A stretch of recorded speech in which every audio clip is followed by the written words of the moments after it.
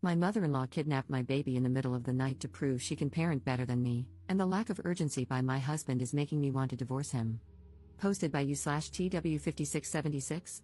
I made a throwaway for this because my husband knows my username, and I don't feel like being surrounded by any more drama right now. So, a little backstory. My husband is an only child, and his mom has always been very involved. We got along somewhat, but she always sort of crossed some lines. She has a key to our house for emergency purposes only because she lives 4 blocks away. I had our daughter 4 weeks ago. She has been over at least 3 days every week since I had her. She's always telling me what I'm doing wrong and how she'd do things differently.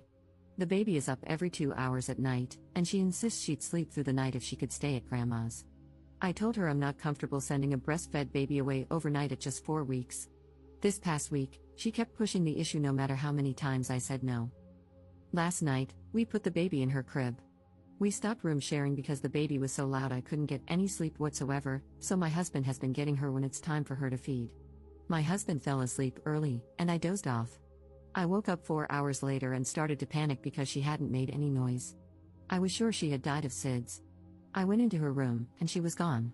I froze and started screaming her name around the house like she would somehow pop out, as if it were all a joke. My husband woke up in a panic and just screamed, "What's going on?" over and over. I ran to my phone to call 911 and saw a picture message from my mother-in-law of my sleeping baby in her arms with the caption, "Sleepover at Gam Gam's." I was immediately enraged. I screamed so hard I almost vomited. I called her and saw red. I told her I was coming to get the baby and that she would never see her again, and to never contact our family again. My husband decided it was best if he went to get her. When he came back, he said his mother had let herself in to give us a break, that she was sure we'd hear the text, and she thought we would be thanking her for a night's sleep. I do not give a flying F. I hate her. I cannot forgive her for this. My husband thinks I need to calm down, that we just need to get our key back. His lack of urgency about the situation makes me want to divorce him. We have never had any issues before this, but this feels like a deal breaker to me. I already had postpartum anxiety, and now it's through the roof. I don't feel safe in my own home with my family. I hate my mother-in-law. I hate my husband. When I think about what happened, I sob uncontrollably. I can't sleep now that I know I can't protect my baby when I sleep. I can't believe I did not wake up. I feel like the biggest piece of crap mother.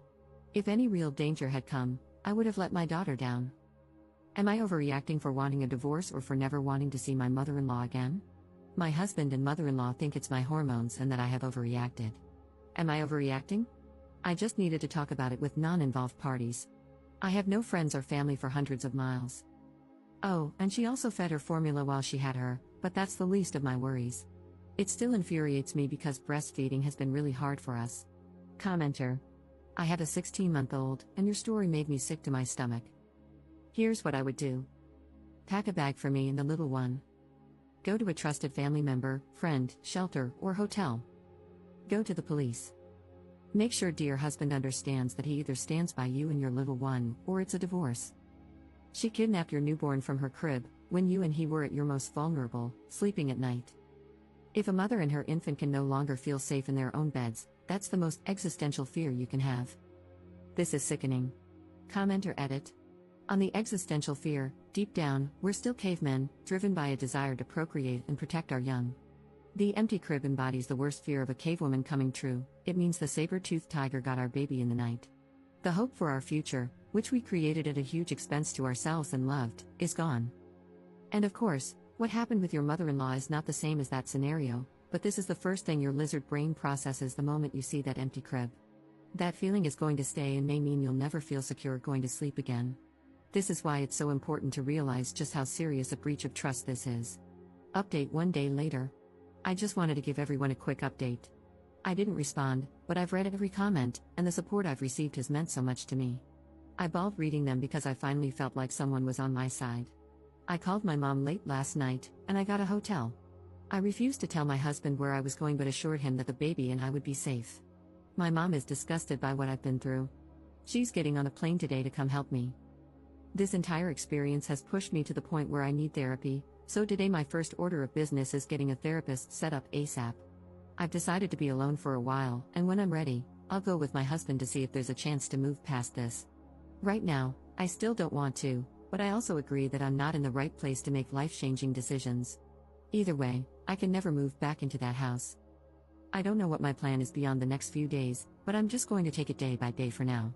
As for my mother-in-law, I'm going to the police today to find out how to get a restraining order. She and my husband keep saying, but she was safe. She was never in danger. I disagree. My mother-in-law is clearly not mentally capable of caring for a child. Who knows what else she would do because she feels she knows best. Thank you all so much. I can't tell you how much the support from some internet strangers has meant to me. Second update 2 weeks later. I want to thank everyone again who thought about me after my first post. These past 2 weeks have been crazy for me emotionally, but I saw the request for an update and wanted to let everyone know what was going on, even though it's been generally uneventful. I received so many messages and comments filled with support that meant so much to me. Shortly after I wrote that post, my mom arrived to help me get through my anxiety and support me. By the time she got here, I was in a hotel and still had not slept.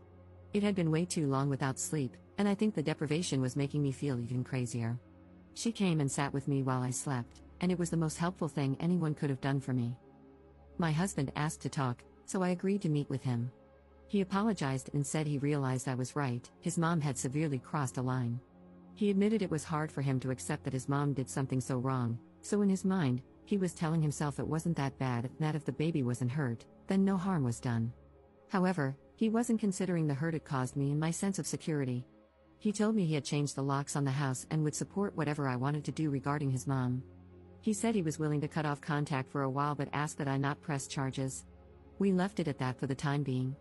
I told him I'd think about what he said and keep in touch. Shortly after this happened, I received a lot of texts from his family, offering their support and apologizing for what happened. They assured me that no matter what, my baby and I are family and that we have their support. That meant so much to me. Having people finally back me up gave me some peace of mind. A few days after seeing my husband, we met up again. He brought me a letter from his mom. I considered just throwing it out, but I decided to read it. It was a very long-winded apology. She basically said that she feels sick about what she did. She admitted that if someone had done the same thing to her when her husband was young, she would have wanted them to die. She's terrified of losing me as a daughter-in-law and losing her grandchild, but she said she's going to keep her distance.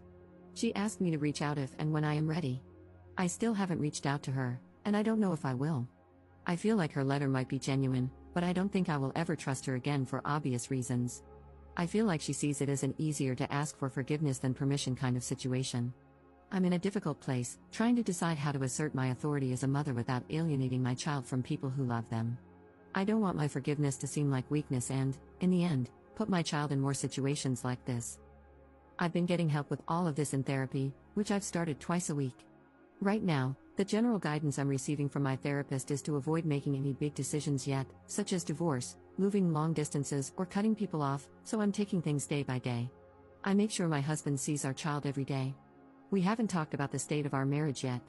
I told him that when I'm ready, we will discuss it. He's respected that, and it's made a huge difference in the hope I have for our future. So that's really it. There haven't been any dramatic blow-ups or legal action.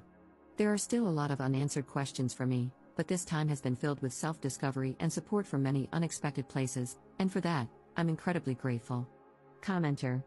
You absolutely are the strong mama with all the power here. You are lucky that your mother-in-law seems to have recognized her transgression. Moving forward, her acceptance of any, every, and all limitations you place on her interaction with your family will be very telling. Assuming she doesn't try to buck your rules even a tiny bit, and after a long, very long period of time out for pulling her crap in the first place, I would imagine there is a real chance that a fairly normal grandmotherly relationship may be salvageable. But God knows that's some time out, maybe even years.